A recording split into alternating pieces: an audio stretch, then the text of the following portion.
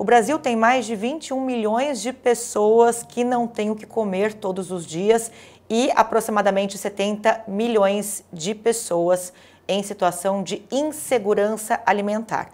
Os dados são da ONU, Organização das Nações Unidas, relativos a 2023, que também traz alguns dados em seus levantamentos em ordem mundial. No planeta são 2 milhões e 300 milhões de pessoas em situação de insegurança alimentar, praticamente aí fazendo uma conta superficial, 30% da população do planeta é muita coisa. Para falar sobre esse cenário grave, assustador, a gente recebe aqui no programa Espaço Aberto, em formato virtual pela TV e Rádio Câmara Bauru, a Samantha Bittencourt, que é nutricionista e doutoranda em nutrição pela Unifesp, Universidade Federal de São Paulo. Gentilmente atendeu o nosso convite aí para este bate-papo. Samantha, seja bem-vinda. Obrigada, Lidiane. É um prazer estar aqui com vocês nesse espaço, poder falar desse assunto que é tão importante. Samantha, vamos lá, né?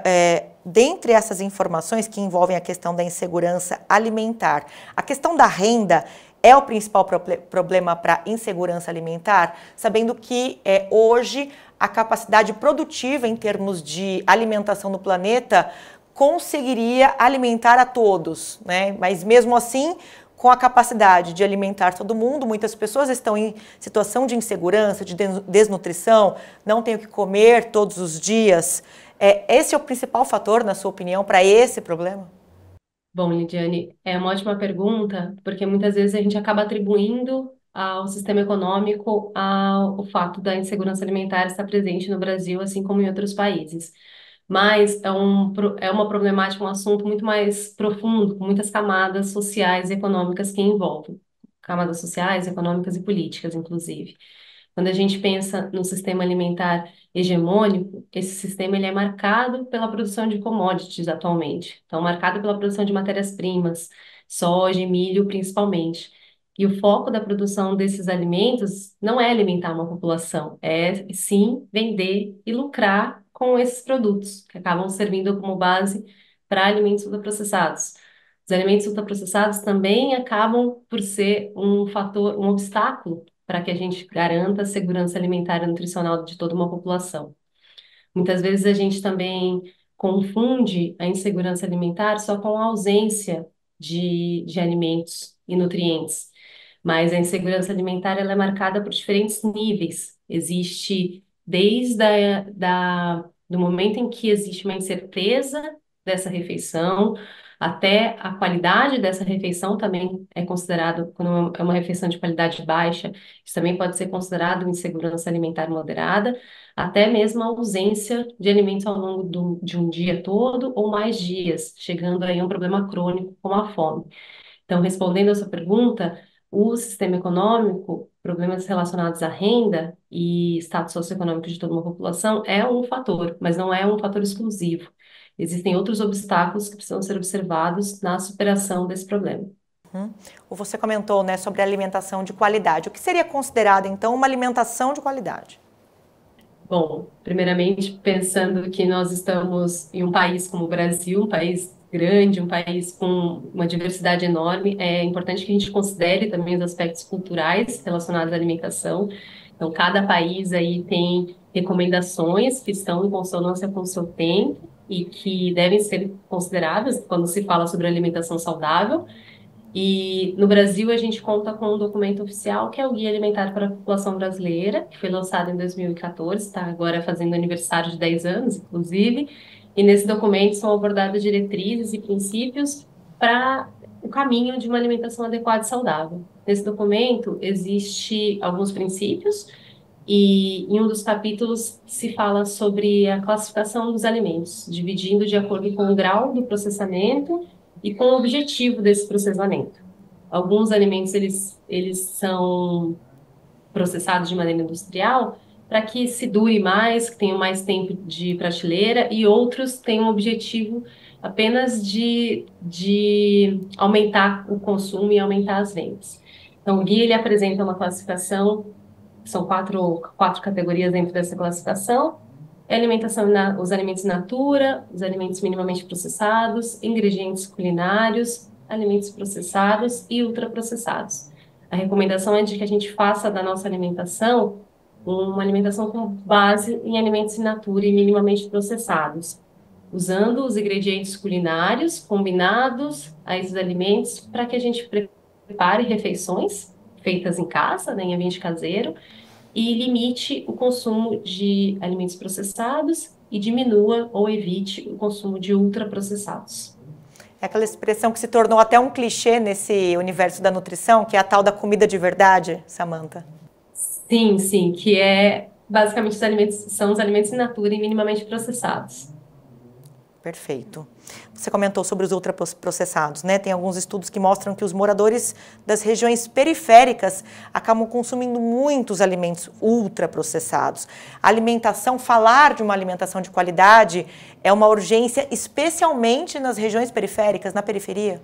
Sim, os alimentos ultraprocessados, esse termo ultraprocessado tem ganhado bastante atenção nos últimos anos, principalmente na área da ciência da alimentação e nutrição. E mais recentemente saiu um estudo que mostrava a associação entre os alimentos ultraprocessados e mais de 32 desfechos relacionados a problemas de saúde. Entre esses desfechos estavam presentes doenças crônicas, doenças cardiovasculares, mas também questões relacionadas à saúde mental. Quando a gente olha para as periferias brasileiras, esse fator se agrava, porque a gente também conta com as distâncias a estabelecimentos frescos, conta com um acesso que é dificultado, falta de informação, que são obstáculos que são trazidos pelo guia alimentar e que precisa pensar a partir de políticas públicas, políticas macroeconômicas mesmo, para tentar solucionar essas questões. E muito a questão própria do custo, né? Um pacote de bolacha acaba sendo muito mais barato muitas vezes do que um maço de alface, né? Esses alimentos que são ultraprocessados, como você comentou, que ficam lá meses e meses nas prateleiras, acabam sendo mais acessíveis financeiramente a famílias do que os alimentos in natura, do que legumes, por exemplo. Sim, sim. Essa é uma questão que de acordo com algumas pesquisas recentes, se a gente olha para o custo individual do produto ultraprocessado, esse produto ele vai ser mais barato. Mas se nós baseássemos a nossa alimentação inteira em ultraprocessados, o nosso dia acabaria tendo um custo mais alto. E muitas vezes as pessoas elas não fazem essa associação no momento de insegurança, principalmente.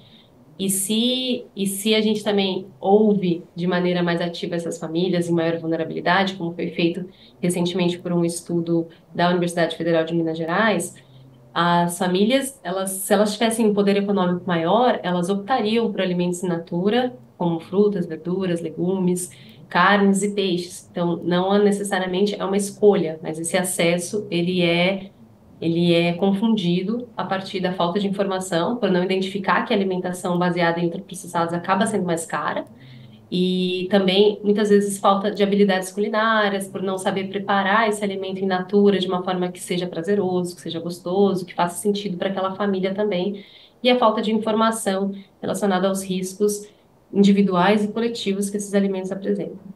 Perfeito, Samantha. Você mencionou a questão dos impactos na saúde dessa alimentação exagerada, né, baseada em ultraprocessados, e algo que me chamou a atenção, a questão da influência na saúde mental.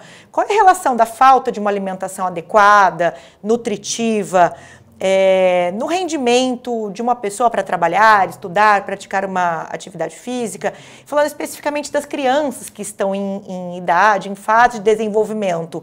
Qual que é o impacto dessa alimentação nutricionalmente ruim para crianças?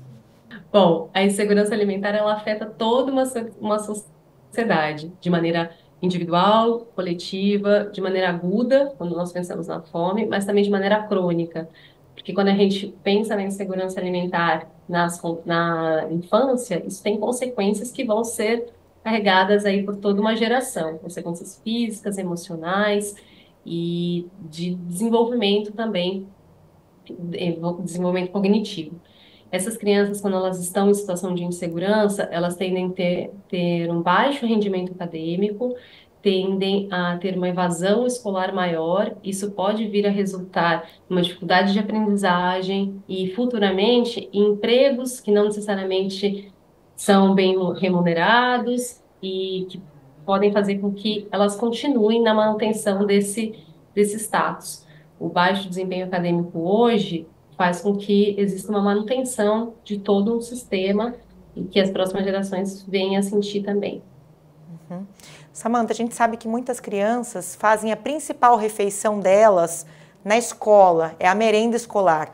Qual é o papel, então, das escolas em termos de nutrição adequada? Bom, a escola é um espaço muito importante na educação alimentar e nutricional dessas crianças, para essas famílias também, e não só no sentido de práticas educativas, mas numa prática que é se alimentar ali. Muitas vezes a única refeição do dia, ou todas as refeições que essa criança vai fazer, acaba sendo na escola, como você mesma mencionou. E a escola, por ser um espaço promotor, é um espaço que precisa ser observado a partir de políticas públicas. Nós hoje e há alguns anos, né, existe o Programa Nacional de Alimentação Escolar, o PNAE, que é o maior e mais antigo programa de alimentação e nutrição do Brasil, inclusive referência para outros países. E esse programa ele serve como uma diretriz que precisa ser seguida em todas as escolas públicas do país. E a ideia é realmente oferecer alimentos que tenham uma qualidade nutricional adequada e que também sejam, em sua grande parte, provenientes da agricultura familiar. Essa era a próxima pergunta que eu ia te fazer, já que você mencionou a agricultura familiar. Qual que é a importância desses programas, pensando no combate à fome, no combate à desnutrição, à insegurança alimentar, num período de longo prazo? Quando nós pensamos na produção de alimentos, muitas vezes, quando usamos a expressão agricultura familiar, parece algo muito pequeno, algo que é voltado para poucas pessoas. Mas se a gente olha para o sistema alimentar atual, hoje é possível perceber que a agricultura familiar é a responsável por alimentar de fato as pessoas no Brasil. Hoje nós temos a maior produção de alimentos in natura e que, por consequência, vão ser alimentos minimamente processados, como arroz, feijão, que são produtos provenientes da agricultura familiar. E se nós não tivéssemos esses produtores, nós teríamos aí um cenário ainda pior, pensando em segurança alimentar, porque a agricultura familiar é importante para garantir segurança alimentar para os produtores, para os agricultores e para toda uma sociedade. Também atua no desenvolvimento da economia local, é um grande motor econômico para essas regiões. A maior parte das cidades brasileiras são cidades de pequeno porte, que contam muitas vezes com atividades agrícolas e que hoje nós temos um cenário que os jovens não querem continuar no campo. Se nós tivéssemos mais incentivos econômicos para esses produtores, novas famílias e novos agricultores poderiam estar sendo cultivados, digamos assim, nesse cenário. Também é importante para que a gente pense em relação à sustentabilidade ambiental, quando falamos de práticas agrícolas orgânicas ou práticas agrícolas sustentáveis, a gente considera também essa integração com a natureza, bem-estar do solo, dos recursos naturais, recursos que não são renováveis. E a diversidade alimentar, os alimentos que são produzidos num sistema alimentar com base em agricultura orgânica, agricultura agroecológica, são alimentos mais diversos, mais que consideram a safra, que consideram a natureza, integram a natureza no seu processo e fazem com que eles sejam nutricionalmente melhores e também mais saborosos e mais baratos. Bom, além da importância da agricultura familiar, como você já mencionou, que outras saídas a gente poderia considerar pensando numa política de redução da insegurança alimentar, especialmente nesses grupos, né, nessas comunidades mais vulneráveis e tentar melhorar o quadro da alimentação para uma alimentação de qualidade? Muitas vezes a gente faz o caminho inverso, a gente pensa em ciência e a partir disso traz respostas para a sociedade, mas a sociedade desde sempre está trazendo perguntas e respostas para a ciência também. Então penso que se a gente olhar para o saber tradicional, para o saber das comunidades, a gente vai aprender muito e vai conseguir identificar quais são os reais problemas que acontecem ali e como que a gente pode pensar em soluções com base em políticas públicas e econômicas. Hoje, nesse período pós-pandemia, nós temos algumas experiências que aconteceram durante esse momento de crise e que estão se fortalecendo enquanto política pública agora. As cozinhas solidárias são exemplos de equipamentos sociais que promovem a segurança alimentar e nutricional e que surgiram a partir de uma demanda dessa sociedade e que a própria sociedade civil se organiza para garantir segurança alimentar para o seu entorno, né, para as pessoas que moram ali. As cozinhas solidárias fazem parte hoje desses equipamentos promotores de segurança alimentar e nutricional, então são equipamentos públicos, e mais recentemente nós tivemos decretos e projetos de lei para trazer essas cozinhas como uma política que fosse nacional mesmo, uma política que recebesse incentivo e que fosse financiada pelo governo federal, estadual e pelos municípios, pois nesses espaços a gente percebe que são espaços que podem contribuir para a diminuição da insegurança alimentar e nutricional. E, para além disso, muitas vezes a gente fornece muito poder para grupos políticos específicos, sendo que existe uma rotatividade também entre governos, entre estratégias de governo, e as políticas acabam sendo deixadas de lado, alguns decretos, algumas legislações acabam não sendo implementadas. Se a sociedade ela se envolve com o processo, é muito mais fácil. Então, o controle social e a participação popular é importante nesses movimentos para que a gente crie sistemas alimentares mais resilientes, que sejam um tanto mais independentes e que possam aí perdurar por todos os mandatos, enfim, por muitos anos. Samantha, só para a gente finalizar, né? A gente está mapeando mais a situação da insegurança alimentar aqui no Brasil, mas até de acordo com os dados da ONU, né, são 2 bilhões e 300 milhões de pessoas em situações de insegurança alimentar no mundo. Quer dizer, é uma discussão que não se esgota aqui nas nossas fronteiras nacionais, é uma discussão em âmbito global. As crises econômicas mundiais, elas impactam a segurança alimentar das populações em países em desenvolvimento, e que estratégias, pensando politicamente, né, que estratégias poderiam ser implementadas para tentar minimizar esses efeitos? Perfeito, impactam, com certeza, impactam muitas vezes, principalmente porque o Brasil ele tem um papel importante nesse cenário econômico mundial e a gente fala muito sobre os números e sobre porcentagens, mas é interessante que a gente lembre que quando a gente olha para a fome, precisamos lembrar que cada um desses números, eles falam sobre a vida de uma pessoa. Então, qualquer diminuição nessa porcentagem significa milhares de pessoas que estão saindo desse cenário de insegurança alimentar. E isso é um ponto muito relevante. Toda e qualquer ação que é feita no sentido de diminuição da insegurança alimentar é importante.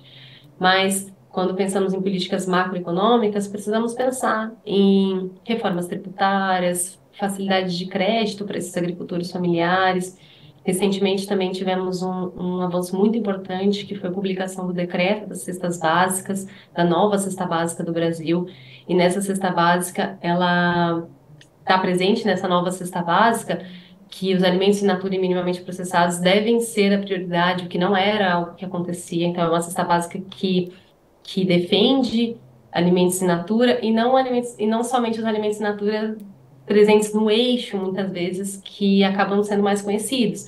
Mas, para a construção desse decreto, olhou-se para os alimentos regionais, para alimentos regionais de acordo com cada um dos biomas do Brasil.